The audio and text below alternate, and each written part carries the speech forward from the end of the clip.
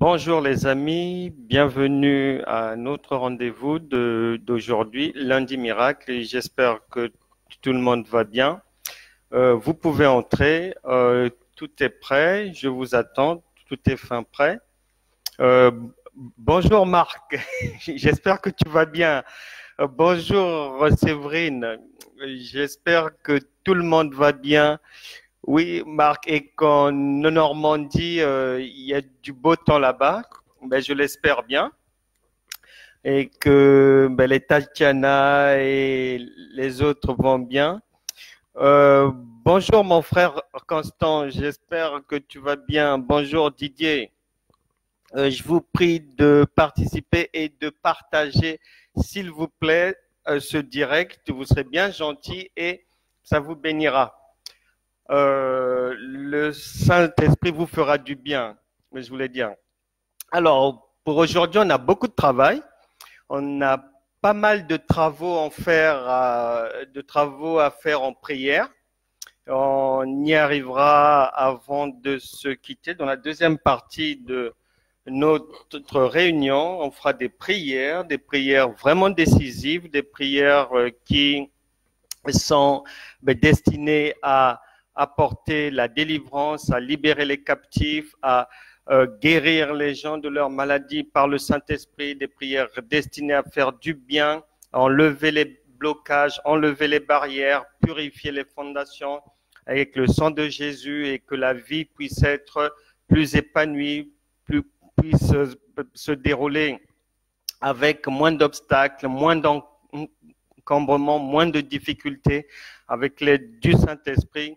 Merci Séverine pour avoir mentionné ton témoignage et j'invite aussi les autres à en faire de même lorsque le Saint-Esprit vient vous délivrer, lorsque le doigt de Dieu apparaît dans votre vie. Il faut toujours le témoigner parce que c'est le témoignage qui permet à quiconque de croire que si le Saint-Esprit l'a fait pour l'autre, c'est qu'il pourra aussi le faire pour moi. Donc, je vous invite à le faire à chaque fois que Dieu vous vient en aide, à chaque fois que le Saint-Esprit vient à votre secours. Alors, avant d'en arriver à la prière aujourd'hui, donc on va aller dans un enseignement sur les véritables objectifs de la vie chrétienne, tout simplement parce que il est à remarquer que il y a beaucoup de gens, beaucoup de croyants, beaucoup de chrétiens qui ont une vie chrétienne, une vie qu'ils appellent chrétienne très passive, voire touristique, qui consiste vraiment à faire de l'accompagnement, accompagner les autres ou aller chauffer les bancs de l'église ou bien à penser qu'ils servent Dieu ou qu'ils sont agréables à Dieu parce qu'ils font le service du protocole dans une assemblée ou bien ils font l'autre là, ils travaillent aux offrandes ou à la louange, à l'adoration. Non, lorsqu'on médite la parole de Dieu, lorsqu'on voit ce que Jésus-Christ nous a laissé comme modèle et comme œuvre à suivre, toutes ces choses-là ne sont pas mentionnées, ce sont des choses périphériques, des choses secondaires, des choses qui n'ont pas l'impact principal, l'impact qu'il faut, qui ne sont pas les premières choses que le Saint-Esprit attend d'un chrétien comme vous et moi. Donc, moi, j'aime bien aller du monde naturel, donc de l'Ancien Testament, pour toujours finir dans le monde spirituel parce que la foi et ses objectifs, œuvre, travail, existent, fonctionnent dans le monde spirituel. Donc, ça n'a rien à voir avec le monde naturel. Et donc, à savoir que auparavant, nous étions liés, nous étions en alliance avec l'Éternel, notre Dieu, par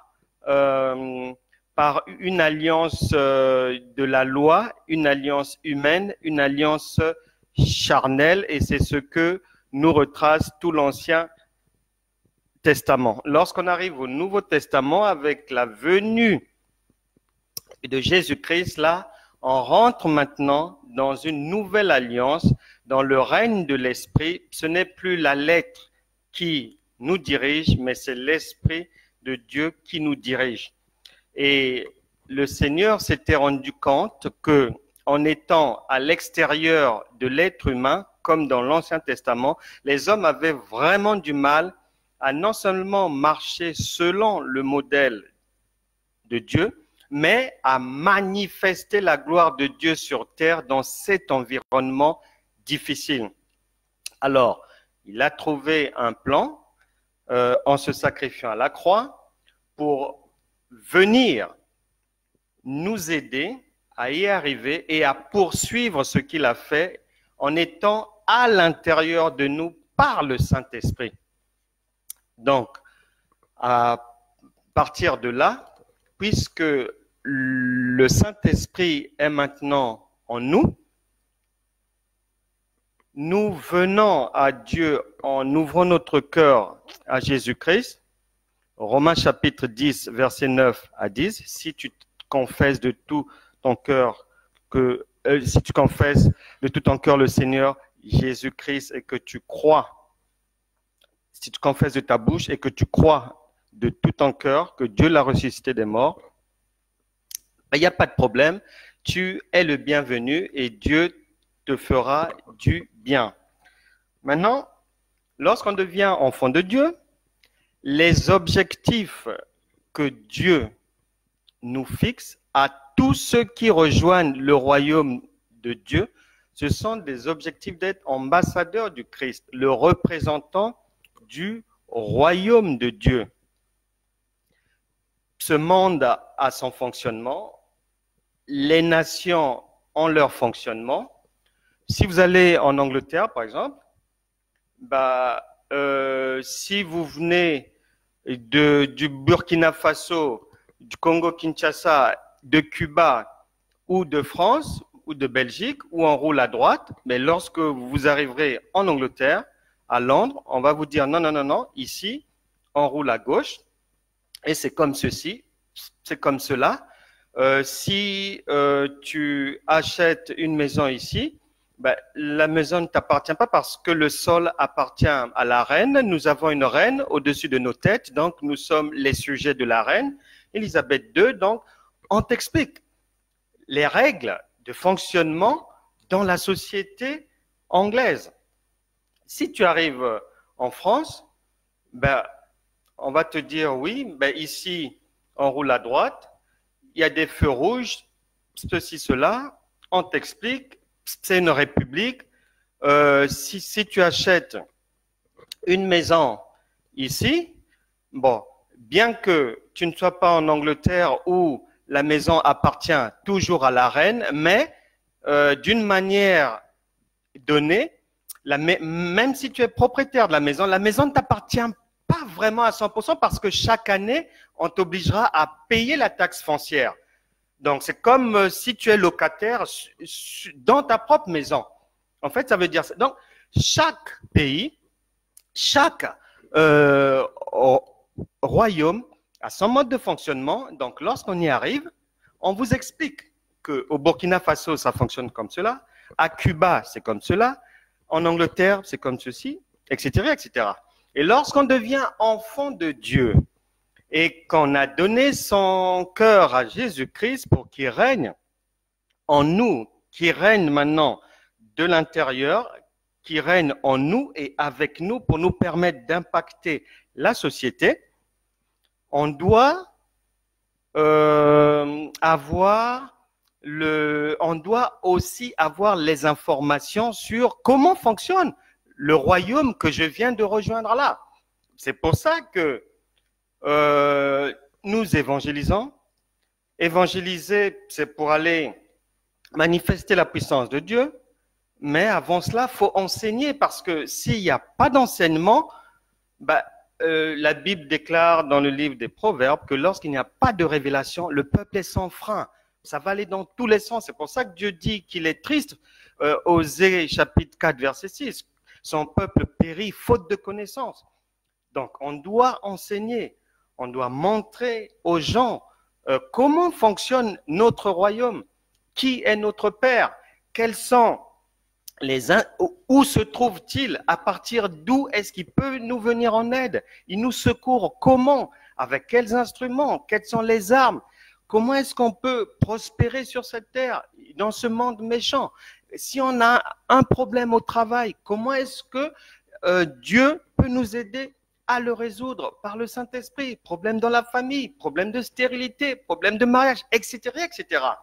Donc, à partir de ce moment-là, lorsqu'on devient enfant de Dieu, on doit être informé des règles du royaume, parce que c'est un royaume, c'est pas chez la reine d'Angleterre, c'est pas ici en France, c'est pas la Belgique ni la Norvège. Le royaume de Dieu est un royaume spirituel. Il est véritable, mais son fonctionnement et ses assises sont spirituelles. Et c'est à partir de notre royaume spirituel que nous arrivons, avec le Saint-Esprit qui est en nous, à impacter, à briser les obstacles, à tomber les forteresses, à régner dans ce monde, à trouver du travail même là où il y a le chômage, etc., etc., à enfanter là où la médecine a dit que non, là c'est terminé, c'est la stérilité. Non, lorsqu'on est dans le royaume de Dieu, la stérilité n'existe pas. Mais contrairement à la France, à la Belgique, au Nigeria, à l'Algérie et autres, le royaume de Dieu, dans ce royaume, il n'y a pas de pauvreté, il n'y a pas de stérilité, il n'y a pas d'accident, il n'y a pas de misère, il n'y a pas de guerre, il n'y a pas de défaite, il n'y a pas tout ce que l'on retrouve dans ce monde, dans cette société. Maintenant, lorsqu'on y arrive, une fois qu'on a les enseignements, lorsqu'on est informé de la constitution du royaume, comment ça fonctionne, petit à petit, à partir de là, le Saint-Esprit qui est en nous va maintenant faire un nettoyage en nous-mêmes. Et une fois que ce nettoyage est terminé, une fois qu'il a achevé ce nettoyage, il va maintenant mettre en nous les éléments qu'il faut pour aller ensuite impacter le monde, pour aller aider les autres. Donc, une fois que le Saint-Esprit achève son travail, on doit trouver chez un chrétien la foi. Et dans cette foi, dans cette marche par la foi, la véritable vie chrétienne est une marche par la foi authentique. C'est-à-dire, un chrétien, une chrétienne, on doit trouver chez elle, on doit trouver chez lui les vertus chrétiennes contenues dans la deuxième épître de Pierre, à partir du chapitre 1, vous méditerez là-bas, on doit y trouver, dans cette foi-là, qui est la base, qui est la fondation d'une marche chrétienne, on doit y trouver les éléments suivants. Le fruit de l'esprit, Galates chapitre 5, verset 22, là où il y a la patience, la bonté, la bienveillance, etc., etc. On doit y trouver l'honnêteté. On doit y trouver la sagesse, la connaissance, l'instruction. On doit y trouver la patience. On doit y trouver le pardon, etc., etc. Maintenant, pour les gens qui ne savent ni lire ni écrire, le royaume de Dieu a tout prévu. Ils auront ces éléments-là par d'autres canaux avec l'aide du Saint-Esprit. Mais pour ceux qui savent lire et écrire, ils doivent méditer la parole de Dieu, ils doivent lire des ouvrages, ils doivent s'instruire, ils doivent grandir. Jésus-Christ épatait les docteurs de la loi par sa connaissance. La Bible déclare qu'il grandissait, il croissait en connaissance. et en stature, en maturité. Donc le chrétien authentique doit suivre le même cheminement que Jésus-Christ.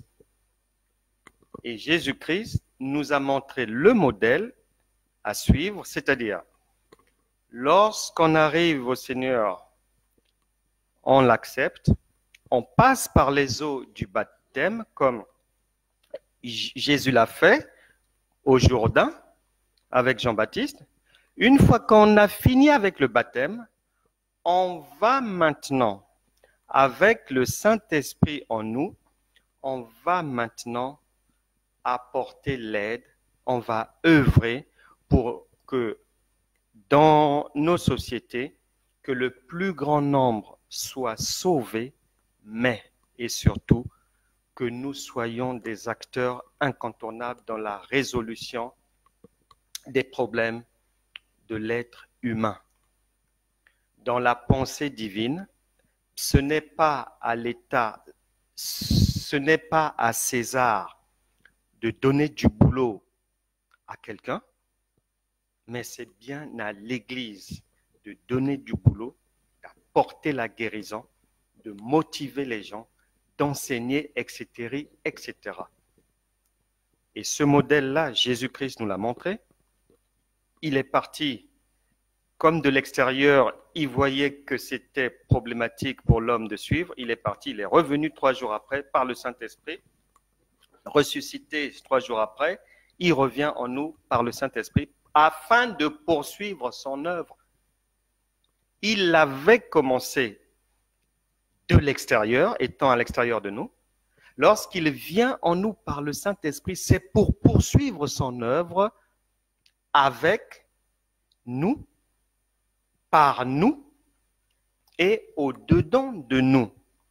Et cette œuvre, en quoi ça consiste? Allons voir ça ensemble. Je vous prends, devant moi, j'ai l'évangile de Matthieu. Donc, rapidement, on est dans Matthieu. Alors, on nous dit quoi? La parole dit oui, Jésus-Christ arrive et tout, par sa mère Marie et tout. Ensuite, il arrive dans un environnement hostile avec des dictateurs comme Hérode qui sont là, qui règnent, des sanguinaires et tout. Mais ça n'empêche pas le royaume de Dieu de rayonner. Il arrive, il est baptisé par Jean-Baptiste au Jourdain. Il est tenté, comme vous et moi, par le diable ensuite. Après, il commence son ministère, c'est-à-dire il commence la mission qu'il est venu faire sur terre. Et chacun de nous, toi aussi, tu as une mission que tu dois découvrir obligatoirement, absolument. Il n'y a pas de vie chrétienne agréable à Dieu sans la découverte et l'accomplissement du mandat qui revient, qui incombe à qui que ce soit. Ça n'existe pas. Vous vivrez d'illusions. Vous allez croire que vous êtes agréable à Dieu parce que vous allez chauffer les bancs de l'église ou chanter pendant... Non, c'est pas ça qui intéresse Dieu. Ça, c'est secondaire, c'est périphérique, c'est des loisirs. Ce qui intéresse Dieu d'abord, c'est ceci. Donner des conseils aux autres, des conseils de vie. Donc, Jésus commence son ministère, donc vous commencez ce que vous êtes venu faire sur terre. Vous devez conseiller les autres. Serment sur la montagne, les béatitudes, donc Jésus conseille, vous devez conseiller les gens dans votre famille. On doit savoir, ça doit se lire que vous êtes chrétien ou chrétienne, sinon c'est peine perdue. Ensuite, il conseille, il donne des enseignements, les disciples, il leur fait comprendre que nous les chrétiens, nous sommes le sel de la terre et que c'est à nous de donner le goût, la saveur aux gens de la vie sur terre malgré ces difficultés. Vous êtes la lumière du monde, vous devez éclairer, rayonner là où vous passez. Il donne ses accomplissements, ses affermissements. Ici, il explique la loi, ce que j'explique aussi de temps à autre, partant de l'Ancien Testament, disons que c'était la loi. Je parle aussi des prophètes et on arrive où il parle de l'aumône, de la prière, du pardon et des offenses, du jeûne. Donc, ce sont des conseils de vie qu'on doit donner aux autres dans notre environnement. Il dit qu'on ne peut pas servir 2 maîtres, c'est impossible, et c'est vrai. Il parle de nos soucis, de nos inquiétudes. Après, il y a plein de conseils, etc., sur les choses de la vie et tout. Je passe et hop, après avoir conseillé,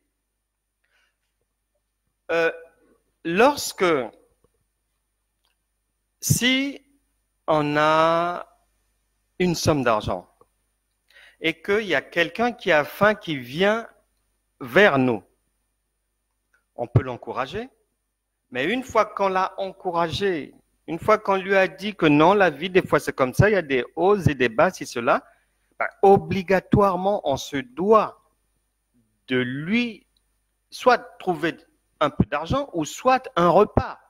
Il a faim, obligatoirement. Si on se limite au blablabla, c'est un job à moitié.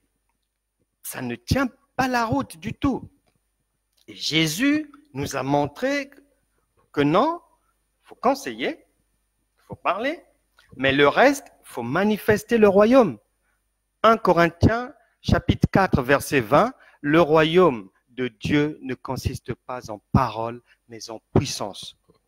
Donc, Matthieu chapitre 8, guérison d'un lépreux. Donc, si quelqu'un est malade, ça veut dire quoi? Tout cela veut dire quoi? Si quelqu'un n'a pas de job, l'Église, ceux qui sont chrétiens doivent lui trouver un job.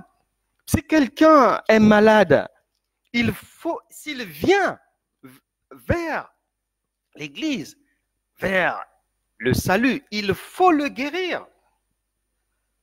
Après, la tempête a pesé, les difficultés viennent dans l'arrivée. Mais comme le Seigneur est en nous par le Saint-Esprit, on doit être à même d'éteindre un feu, de mettre fin à une opposition. Ensuite, il y a un paralytique qui se présente, guérison d'un paralytique.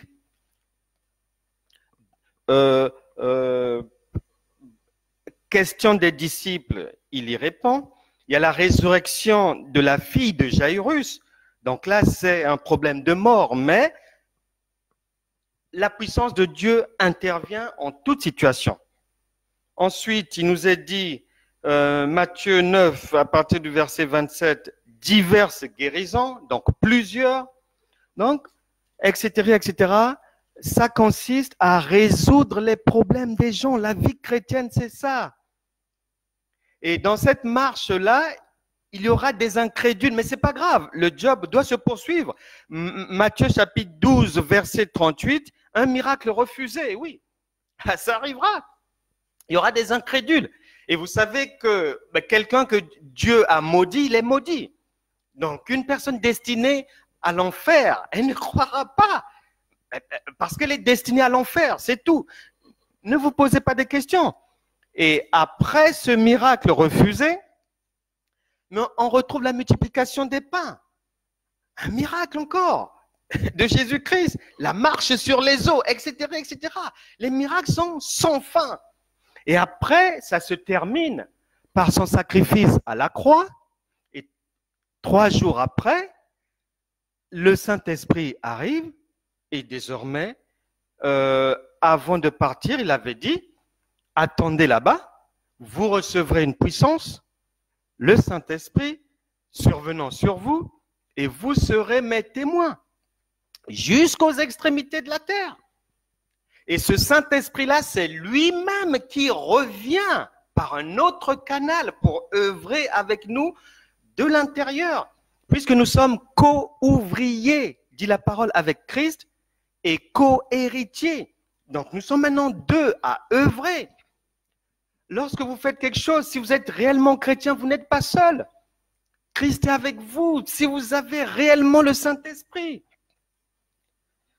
Donc voilà la mission en résumé que tout un chacun a reçu, c'est de poursuivre l'œuvre commencée par Jésus-Christ. Et la vie chrétienne consiste en la poursuite de cette œuvre. Une vie chrétienne sans cela, nulle et non avenue. notre royaume, le royaume de Dieu, ne reconnaît pas ça, puisque les gens du royaume ont chacun une feuille de route. Lorsqu'on vient dans le royaume, lorsque l'on arrive, obligatoirement, que l'on en ait conscience ou pas, que l'on ait reçu la révélation ou pas, que l'on ait compris la révélation ou pas, une feuille de route est remise à tout un chacun de ce qu'il doit faire en étant sur terre. Parce que le Saint-Esprit qui vient en nous ne vient pas pour faire du tourisme. Il ne vient pas pour se pavaner. Il ne vient pas pour faire du m'as-tu vu. Non, c'est pour manifester le royaume de Dieu, ce que Jésus a fait. Il nous demande, je viens maintenant en vous et on va poursuivre les mêmes choses. Multiplication des pains, guérison par là-bas. Si c'est la stérilité, il faut l'enlever. Si c'est le chômage, il faut donner du boulot, etc., etc. Si c'est un supérieur emmerdant au travail, quelqu'un qui vous dérange ou quoi, ben, par la prière, il faut le mettre de côté. Et il sera mis de côté. Tout obstacle dans la vie, le Saint-Esprit est là pour enlever ces obstacles-là. Et il faut en avoir conscience. Parce que vous avez des objectifs. Il ne vient pas pour que vous l'emmeniez vous asseoir sur les bancs ou chanter du matin au soir croyant que l'œuvre se fait par vous. Non. La Bible elle-même est claire. Dans Actes des Apôtres, il est précisé, et plus loin aussi, que le royaume de Dieu, que Dieu n'habite pas dans des temples faits de mains d'hommes. Donc Dieu habite en nous, dans nos chairs. Lorsque vous allez dans une église physique, vous n'y allez pas pour rencontrer Dieu, non. Vous arrivez là-bas avec Dieu déjà, puisqu'il est omniscient, omniprésent, il est en vous et il est aussi à l'extérieur, il est partout. Donc voilà, et ça, on doit vraiment en avoir conscience. Et lorsque on est véritablement chrétien, lorsqu'on arrive à 2 Corinthiens chapitre 5 verset 17, donc, on doit maintenant marcher en nouveauté de vie. C'est-à-dire l'extérieur, en vous voyez, vous n'avez pas besoin d'ouvrir votre bouche pour parler, dire, voilà, je suis dans une assemblée, patati patata, faire du charabia. Non, les gens, lorsqu'ils vous verront, lorsqu'ils vous observent, lorsqu'ils voient votre manière de parler, votre conduite, votre accoutrement, en eux-mêmes, ils doivent comprendre que telle personne n'est pas comme moi, donc ça veut dire que c'est un chrétien. Simplement. Nouveauté de vie, donc, lorsqu'on est véritablement chrétien, nouveauté de vie, changement de mentalité. Romains chapitre 12, versets 1 à 3. Transformé, véritablement transformé par le renouvellement de l'intelligence. Un rayonnement. À l'église d'Antioche, vous vous souvenez, c'est relaté dans le livre des Actes des Apôtres, à Antioche, l'église dans laquelle a débuté est passé l'apôtre Paul. Il y avait des docteurs, des prophètes, il y avait des gens considérés, des serviteurs de Dieu authentiques, il y avait les Paul, il y avait les Barnabas, il y avait les Niger, ils étaient nombreux là-dedans. Et leurs enseignements et leur marche, à partir de là, ont fait que lorsque les gens dans la société ont remarqué que ceux qui fréquentaient ce lieu d'adoration, de prière, d'enseignement de la personne de Jésus-Christ, lorsque la société, les gens ont constaté qu'ils étaient différents d'eux, ils ont conclu que voilà, ça, ce sont des chrétiens. Chrétien veut dire petit Christ. Chrétien veut dire modèle de Christ, qui marche selon le modèle de Christ. Les Pauls ne se sont pas levés pour crier sur les toits, nous sommes chrétiens et tout, nous voici, oh, on est là. Non, non, non, non. Les gens les ont observés, ont vu leur attitude, leur conduite dans la société, leur aisance à vivre dans l'opposition, à supporter les injures, à passer outre les obstacles, les ennemis et autres. Les gens disent, tiens, lorsque les gens ont vu qu'ils n'exposaient pas leur corps à l'extérieur, comme aujourd'hui, où c'est bizarre, en général, que ce soit dans les églises ou dans la société, les hommes sont, c'est-à-dire le torse est bien caché quand même, généralement comme ça. Mais c'est étrange que les femmes laissent tout ouvert. Pour montrer quoi, on ne sait pas. Tout est ouvert. Et même les chrétiens, les païens ont inventé les cols V afin que les yeux des frères plongent là-bas. Et même les chrétiennes mettent aussi les cols V et tout. La séduction est rentrée dans le peuple chrétien. Les gens suivent comme des moutons de panurge. Ça, c'est pas la marche chrétienne. La marche chrétienne a un accoutrement décent. Et à Antioche, il y avait une différence donc entre ceux qui fréquentaient l'église et ceux qui ne la fréquentaient pas. Et les gens du dehors avaient conclu que non, ça, ce sont des gens qui marchent selon le modèle du Christ, donc de Dieu, et ce à quoi vous êtes appelés, ce à quoi je suis appelé. Donc il y a ce rayonnement-là à avoir lorsqu'on marche authentiquement en chrétien. Nouveauté de vie. 2 Corinthiens chapitre 5, verset 17. Changement de mentalité. Romains chapitre 12, verset 1 à 3. Rayonnement comme ceux d'Antioche. Et puis, méditation de la parole de Dieu. La Bible déclare que les chrétiens de Bérée étaient différents des autres. Parce que tout ce qu'on leur disait, ils allaient prendre les Écritures pour vérifier. Mais aujourd'hui, le chrétien ne vérifie plus. C'est pour ça que les gens sont trompés. C'est pour ça que les faux prophètes, les faux apôtres.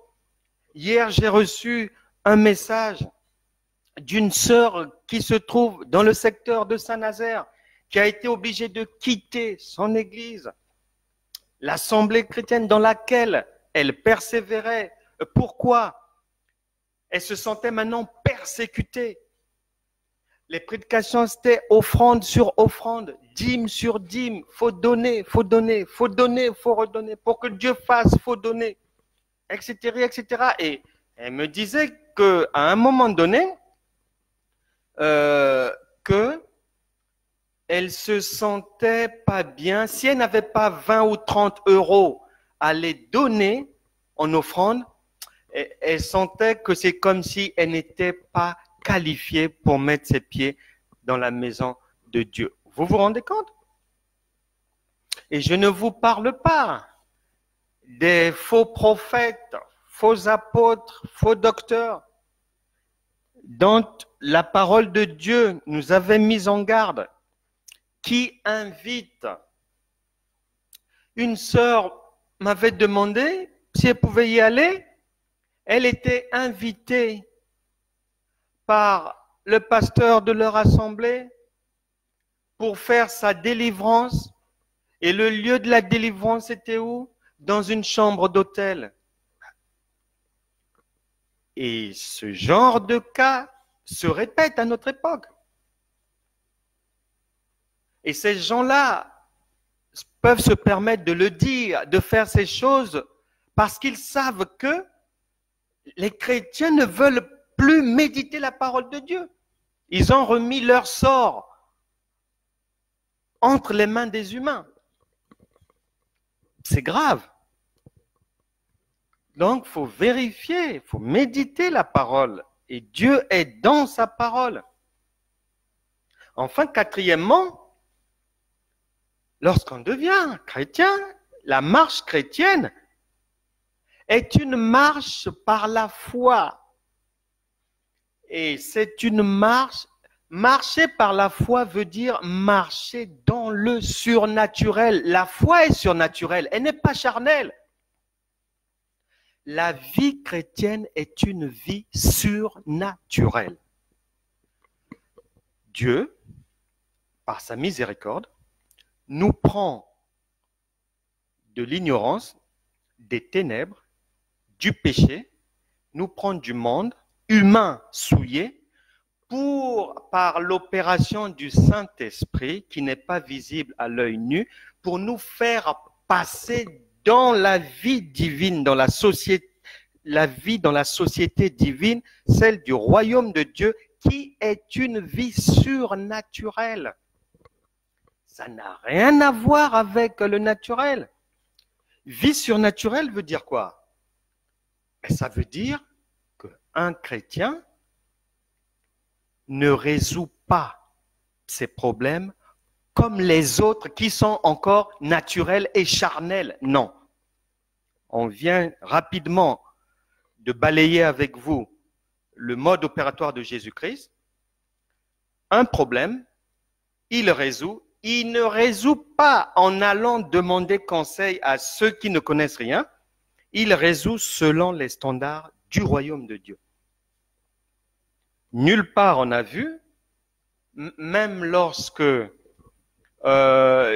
Jésus est interpellé, il est avec Pierre, ils sont interpellés par les gens des impôts, les gens de César, pour leur demander de payer l'impôt. Si vous méditez bien ce passage-là, vous n'allez pas voir que Jésus ou Pierre sont allés demander de l'argent ou quoi que ce soit à des amis ou dans le monde ou à une banque. Non.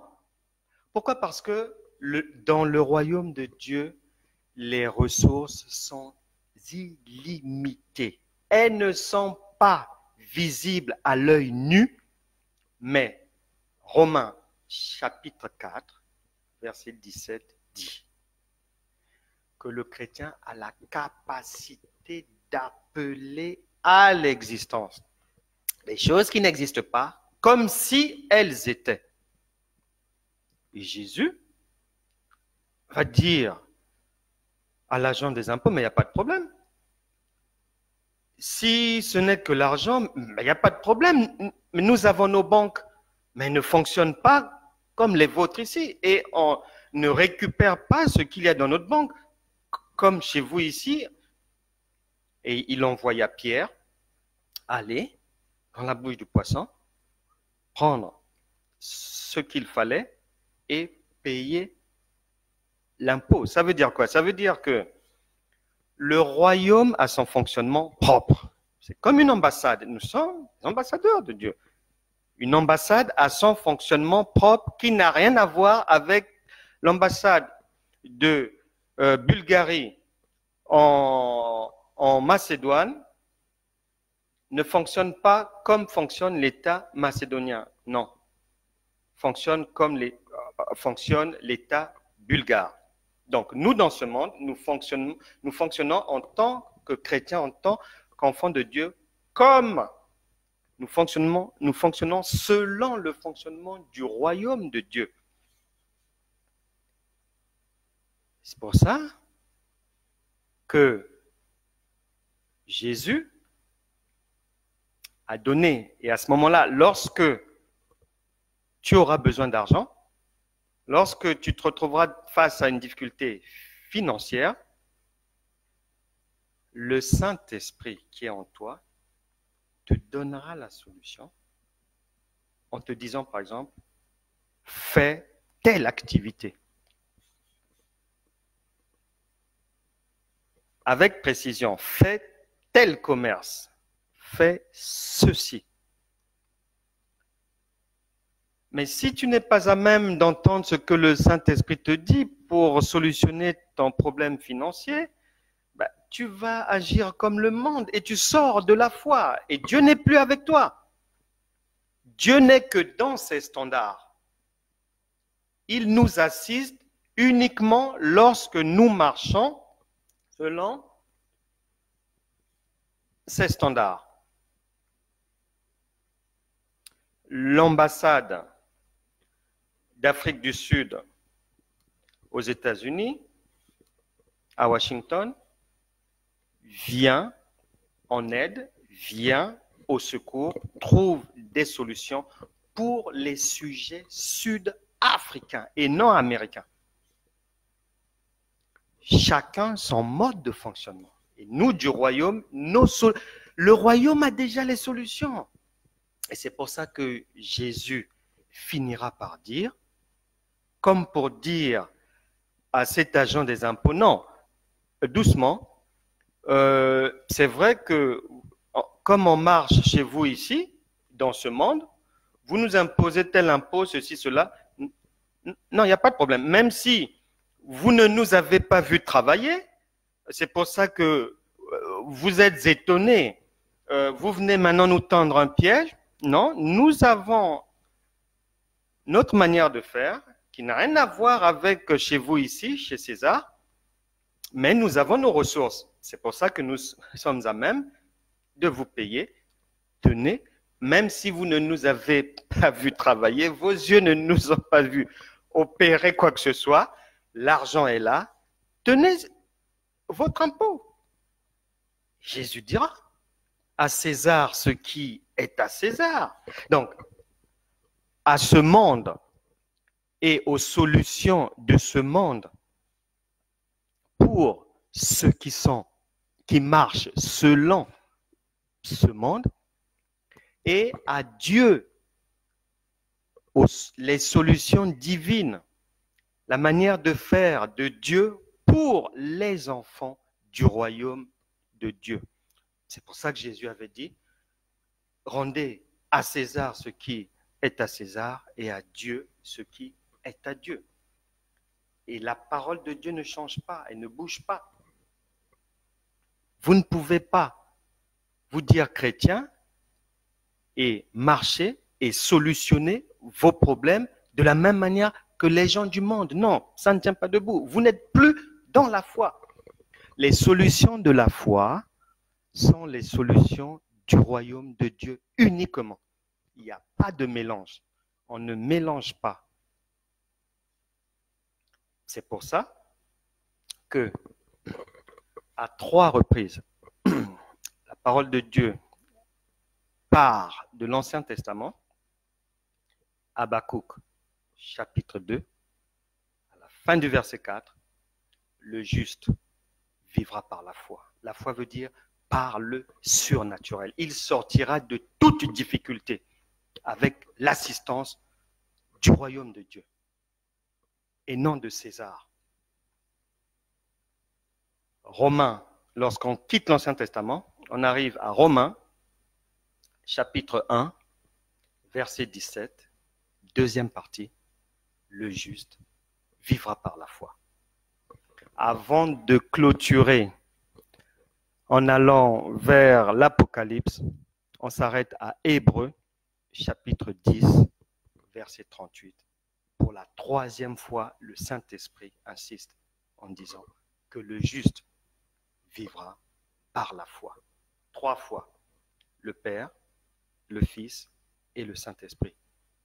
Donc les 3 sont à l'intérieur du chrétien authentique par le Saint-Esprit.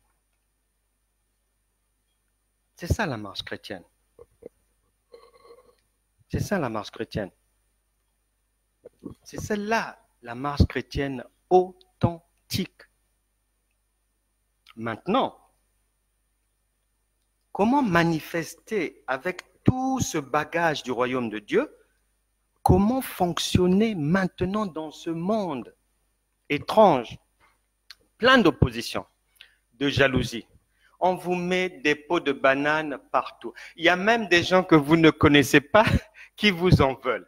Et il y a même des gens qui ne supportent pas vous voir respirer, alors que c'est Dieu qui vous a prêté le souffle de vie. Mais ils ont du mal à supporter de vous voir sur cette terre appartenant à Dieu. Donc, nous allons aller voir un cas pratique rapidement avant de rentrer dans la prière pour voir comment est-ce qu'on fonctionne. Puisque le chrétien est destiné à marcher par la foi, à marcher dans le surnaturel, par le surnaturel et avec le surnaturel qui est Dieu, allons dans un cas pratique. Matthieu, chapitre 8, versets 5 à 13. Rapidement. Matthieu, chapitre 8, versets 5 à 13. Matthieu 8, 5 à 13. C'est l'histoire de la guérison du serviteur d'un centenier. Le centenier est romain, donc ce sont ceux qui colonisaient la terre et le peuple juif en ce temps-là. Mais comme sous le soleil, il n'y a rien de nouveau, ben c'est la même chose que nous vivons. Ceux qui dirigent ne sont pas forcément ceux que vous aimeriez voir au pouvoir et ils ne font pas forcément ce que vous voulez que vos chefs fassent. Et les lois qu'ils prennent sont à l'opposé de ce que vous voulez voir être adopté comme loi. Donc c'est la même chose. Eux, ils étaient dans ce cas de figure-là et nous aussi, aujourd'hui, nous sommes dans le même cas de figure. Comme Jésus, lorsqu'on médite la parole de Dieu, donc on est face à Dieu, on est face au Saint-Esprit. Il y a un dialogue, un échange, il nous parle. Comme Jésus entrait dans Capernaum, un centenier l'aborda, le priant et disant, « Seigneur, mon serviteur est couché à la maison, atteint de paralysie et souffrant beaucoup. » Donc, problème qui peut arriver à tout le monde. Donc là, il y a un problème qui est posé à Jésus. Jésus d'aujourd'hui, le Jésus actuel, c'est vous, puisque vous avez le Saint-Esprit. Donc, quelqu'un, votre enfant, un collègue, qui que ce soit, vient vous poser un problème. On va voir la réponse de Jésus. Il dit non, il n'y a pas de problème. Puisqu'on a Dieu avec nous, j'irai et je le guérirai. Et le centenier dit ceci. Il répondit, Seigneur, je ne suis pas digne que tu entres sous mon toit, mais dis seulement un mot et mon serviteur sera guéri. Ça, c'est formidable.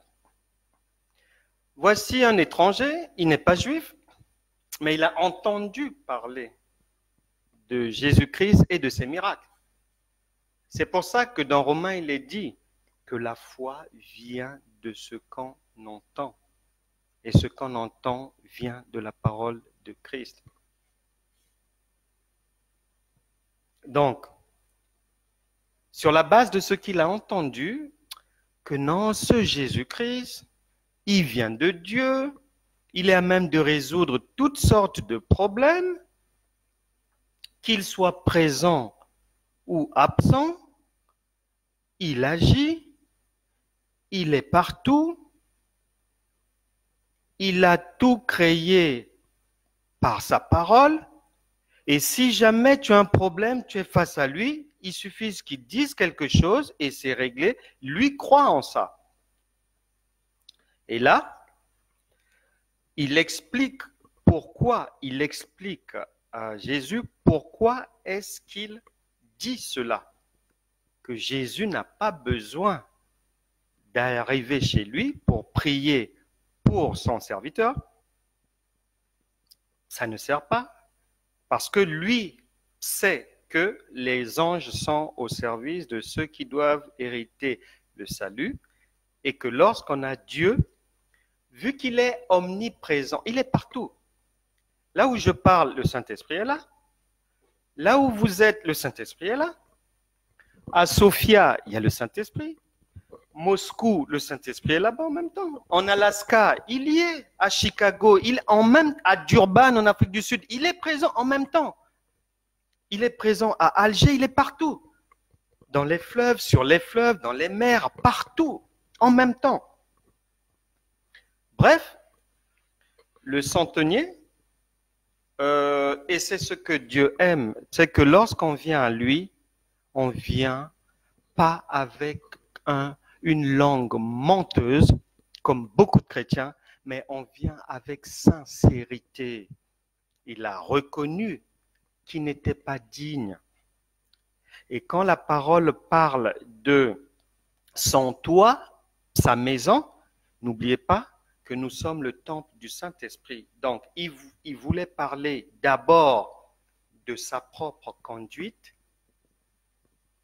qui n'est pas encore en harmonie avec les principes de Dieu. Et puis, dans sa maison, et certainement qu'avec sa femme, il y a des disputes. Est-ce qu'il respecte sa femme? Comment est-ce qu'il éduque ses enfants, etc., etc. Donc, il y a double maison là.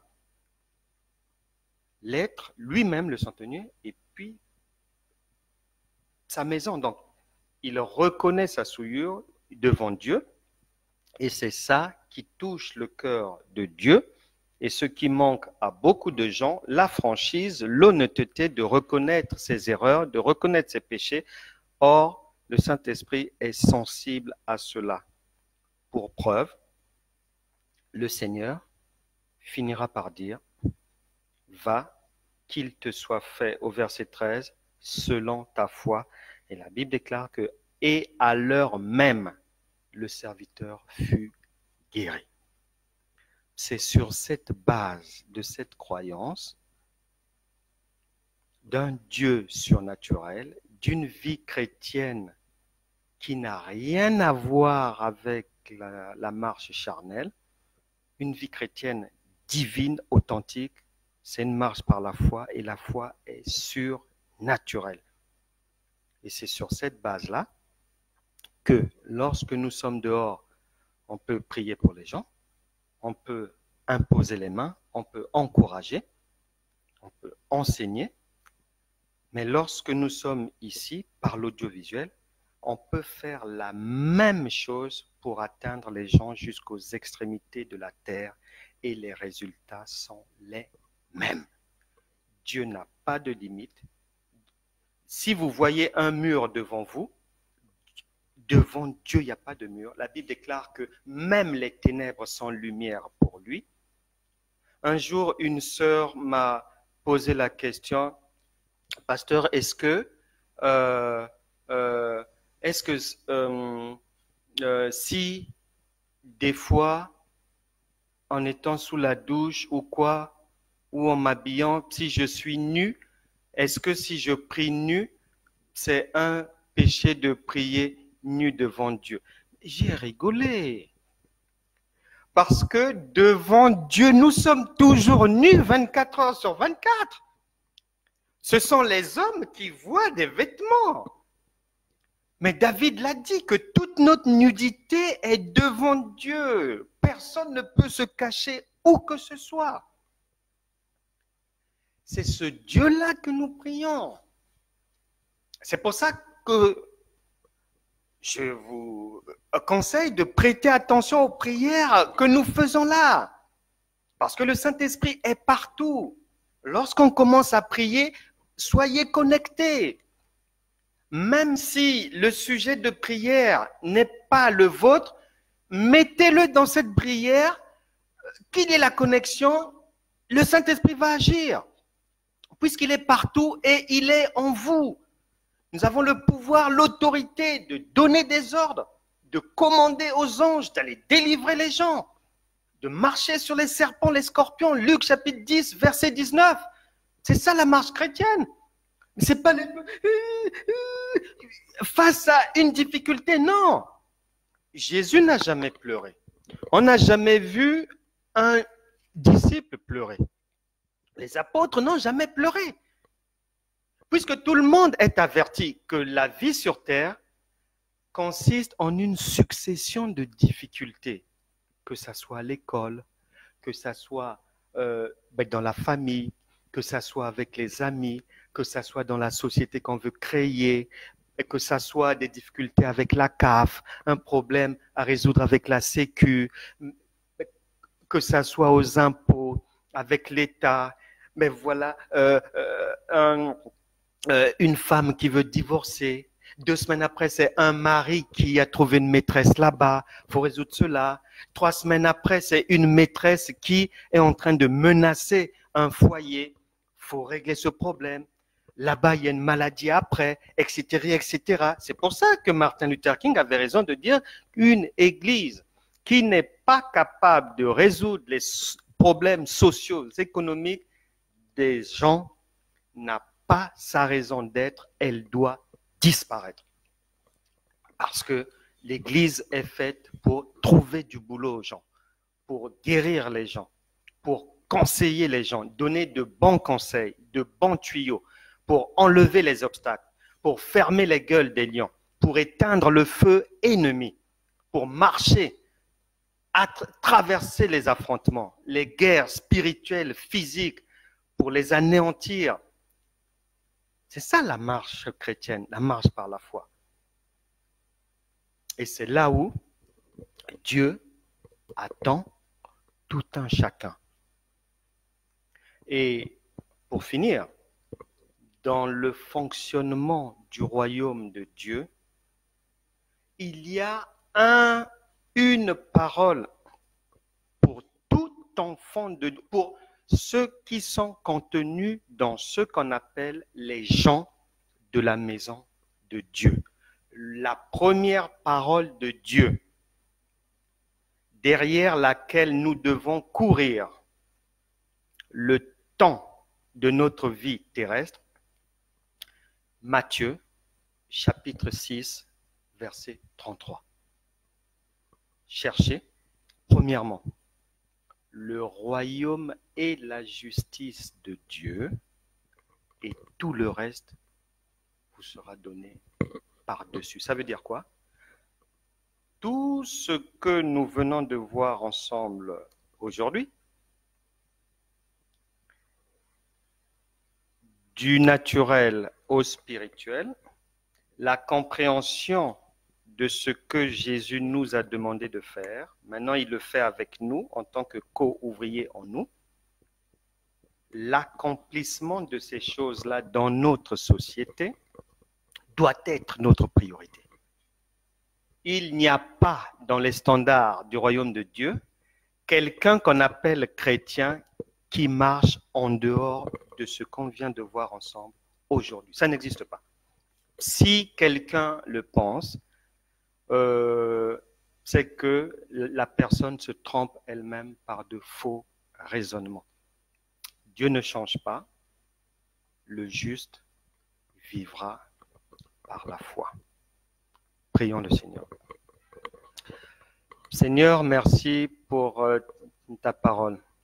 Bénis tous ceux qui ont écouté, Seigneur, ta parole, car tu as dit, si aujourd'hui vous entendez sa voix, n'endurcissez pas vos cœurs, touche les cœurs, fais tomber les forteresses, donne la compréhension à tout un chacun de comprendre qu'est-ce qu'il est venu faire sur terre, pourquoi tu l'as envoyé ici, de comprendre son identité, d'avoir conscience que tu es en tout un chacun pour manifester ta gloire, passer à travers toutes les épreuves, car toi-même tu avais dit que tu es avec nous tous les jours jusqu'à la fin.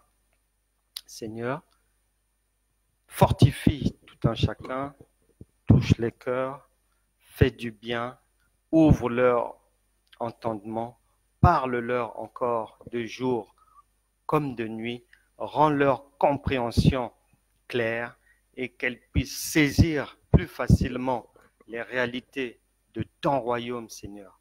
Donne à tout un chacun la volonté, la capacité de méditer ta parole. Il en sera ainsi au nom de Jésus. Amen. Passons aux prières. Alors, aujourd'hui, nos prières auront pour fondation, auront pour fondement les paroles de Dieu contenues dans 1 Corinthiens chapitre 4, verset 20, ne consiste pas en paroles, mais en puissance. Ensuite, notre texte d'appui pour envoyer les anges aller faire leur travail par le Saint-Esprit est contenu dans Jérémie chapitre 48, verset 10. Je vais vous lire de quoi il s'agit. Jérémie chapitre 48, verset 10, le Saint-Esprit dit ceci. Maudit soit celui qui fait avec négligence l'œuvre de l'Éternel. Et moi, je ne veux pas faire l'œuvre de Dieu avec négligence. Et je ne voudrais pas que vous aussi, vous puissiez le faire avec négligence. Là, entendu par là l'œuvre de Dieu, entendu par là ce que Dieu vous a demandé de faire, entendu par là votre raison d'exister ici, entendu par là ce que vous devez faire pour que votre société, votre environnement soit meilleur, c'est comme ça qu'il faut entendre l'œuvre de l'Éternel. Et la deuxième partie du verset dit, « Maudit soit celui qui éloigne son épée du carnage. » Maudit soit celui qui éloigne son épée du carnage. Ça veut dire, pour résumer, celui qui travaille avec négligence pour le royaume de Dieu, Dieu le maudit. Et celui, lorsqu'il faut faire la guerre, parce que beaucoup de gens, et malheureusement des chrétiens naïfs, pensent que lorsqu'on devient chrétien, tout est amour. Oui, je le dis, je le redis, l'amour de Dieu nous console des difficultés. Mais pour sortir de la difficulté, c'est la puissance de Dieu. 1 Corinthiens chapitre 4, verset 20. Il faut faire recours à la puissance de Dieu. Et c'est à cette puissance-là qu'on va faire appel. Aujourd'hui, puissance de Dieu veut dire qu'il y a de ces moments lorsque l'opposition, lorsque les adversaires se sont dressés longtemps contre vous. Et des fois, vous n'avez rien fait de méchant, aucune méchanceté, mais des gens se dressent devant vous. Vous en veulent, leurs yeux ne supportent même pas vous voir gratuitement.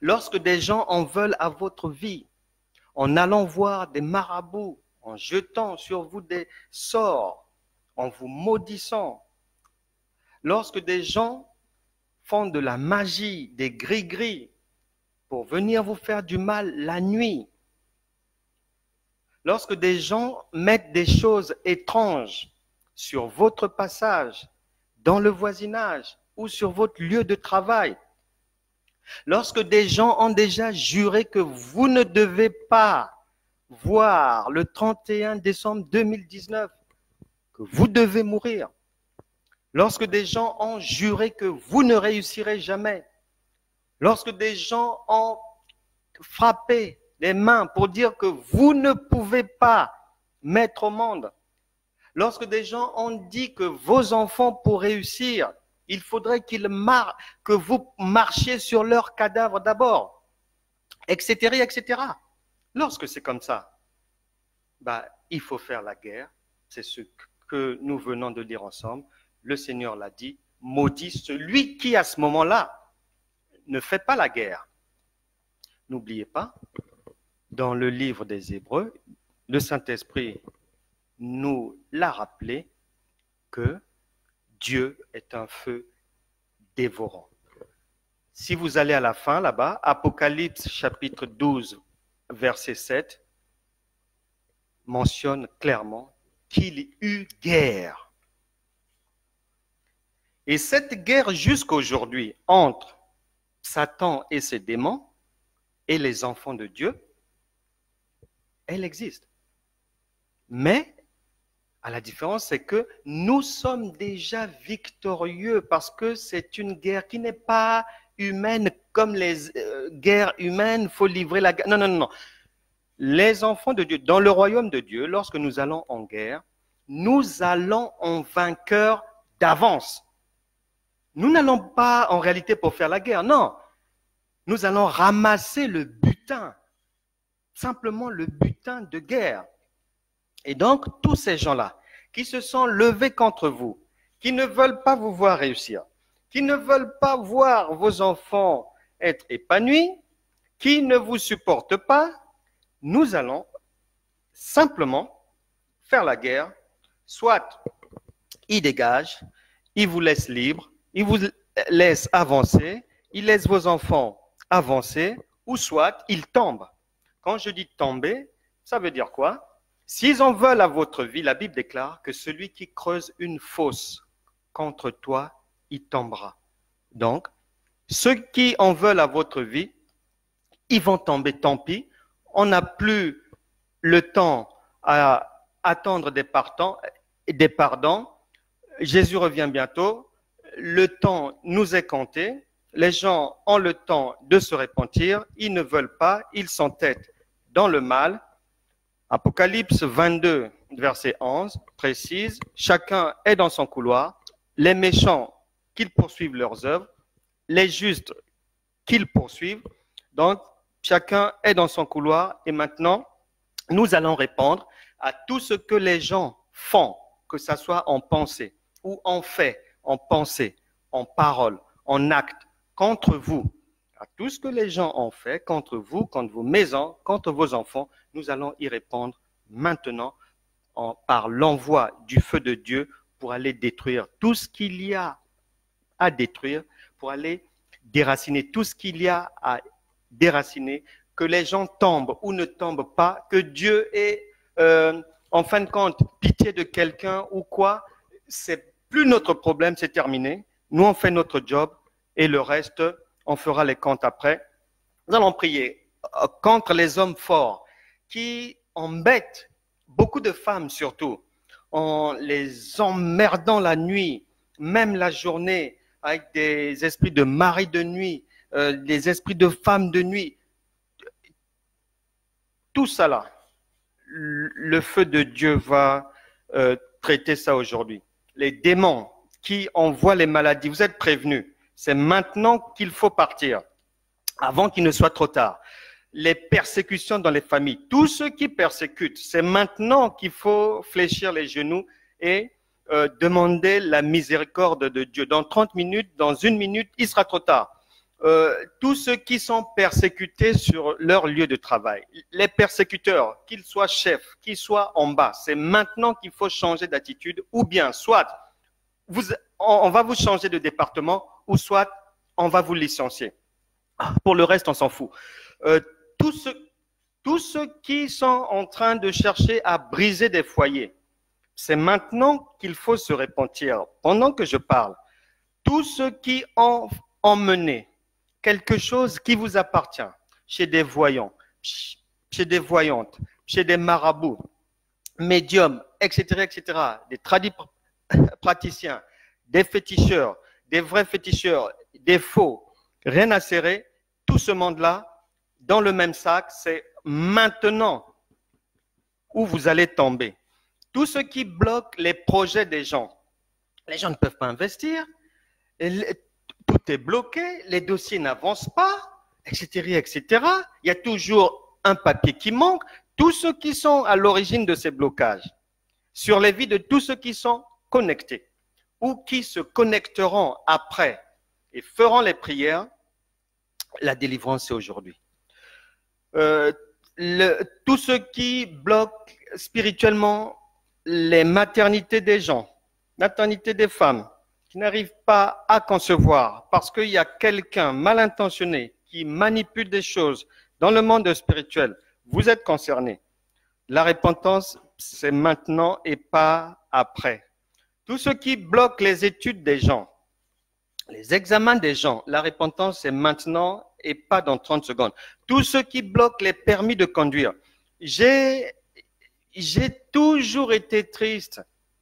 En 2004, on travaillait avec une sœur. Et la sœur, nous étions en 2004, mais c'était dramatique. Elle tentait de réussir son permis de conduire depuis 1984. 20 ans. Donc, un simple papier qu'en Europe, même un jeune de 17 ans a entre les mains est devenu la vision de vie, le projet de toute une vie d'une personne, le combat de toute une vie. Donc, ça faisait 20 ans qu'elle n'arrivait pas à réussir l'examen du permis de conduire. Tous ceux qui sont concernés par ce genre de problème. Peut-être que ça ne fait pas 20 ans, ou peut-être plus de 20 ans, on ne sait pas. Ou moins de 20 ans, peu importe. Si vous êtes victime de la malveillance, aujourd'hui, ça va s'arrêter. Tous ceux qui sont persécutés dans leurs songes, aujourd'hui, ça s'arrête. On se connecte, on se met en prière et tout ce monde-là doit dégager. Prions. Au nom de Jésus, au nom puissant de Jésus, que le feu de Dieu pourchasse tous les ennemis de ceux qui sont maintenant connectés, de ceux qui sont connectés en esprit et en vérité à cette prière, ceux qui sont concernés par tout ce que je viens d'énumérer, tous ces problèmes, tous ceux qui sont dans ces problèmes ou qui connectent à cette prière d'autres problèmes, qu'ils soient délivrés aujourd'hui. Que le feu de Dieu pourchasse leurs ennemis, leurs adversaires, les sorciers, les magiciens, les tradipraticiens et autres qui les persécutent. Que le feu de Dieu les pourchasse dans les eaux, sous terre, sur les arbres, dans les forêts, dans les villes, à travers les murs, au bureau, dans les maisons, dans les voitures. Que le feu de Dieu les pourchasse nuit et jour à partir de maintenant. Qu'ils soient pourchassés. Je leur retire le sommeil, je leur retire la faim, je leur retire la soif, je leur retire le sourire maintenant, au nom de Jésus. Que quiconque a creusé une tombe pour vous y faire entrer, qu'il tombe lui-même dans sa propre tombe, au nom de Jésus. Que toute personne qui vous a maudite par des paroles ou par des gestes, je fais un retour à l'envoyeur maintenant, au nom puissant de Jésus. Que les ménages soient libérés, que les démons soient liés, que les vies soient relâchées, que les finances soient libérées, que tout ce que les ennemis avaient volé, avaient kidnappé, que cela revienne dès aujourd'hui, au nom puissant de Jésus. Que ceux qui n'arrivaient pas à dormir trouvent maintenant le sommeil. Que ceux qui n'arrivaient pas à avoir l'argent verront l'argent à partir d'aujourd'hui. Que tous ceux qui sont malades se relèvent maintenant, reçoivent la guérison dans le nom puissant de Jésus.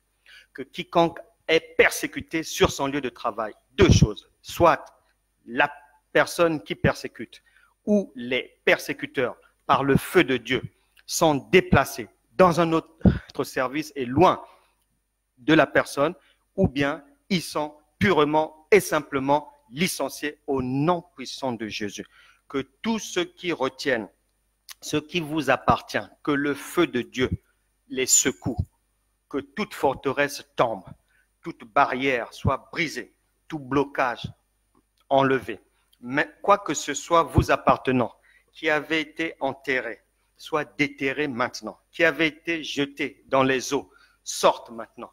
Que les démons de mari de nuit, femmes de nuit, je vous lie maintenant, vous libérez les corps maintenant et vous ne revenez plus dans ces corps, ni dans leur maison. Au nom puissant de Jésus, nous avons prié. Amen. On va prier pour deux personnes. Didier Dumont pour ta recherche d'investisseurs et pour Rémi, que Dieu se manifeste et que tu trouves un boulot là, cette semaine même, que l'on t'appelle là, avant 3 jours, au nom de Jésus. Je prie. Saint-Esprit, manifeste ta grandeur. Visite ces frères, glorifie ton nom dans leur vie. Ils ont besoin d'investisseurs, ils ont besoin d'un job. Le royaume de Dieu a toutes ses ressources et que ces ressources soient maintenant visibles entre les mains de Didier et de Rémi, au nom de Jésus. Amen. Voilà, nous sommes arrivés à la fin des travaux qu'on avait prévus, que le Saint-Esprit avait prévu que nous puissions faire aujourd'hui. J'espère que tout le monde a été béni. J'espère que tout le monde a pu bien manger de cette parole et que tout le monde en fera bon usage à l'avenir. Et je salue nos compagnons Mélo et Christina au Brésil. Que le Seigneur vous assiste, qu'il continue à vous faire du bien, que votre ministère puisse vraiment rayonner et être un ministère représentant valablement le royaume de Dieu par la foi et le surnaturel là-bas au Brésil et ailleurs.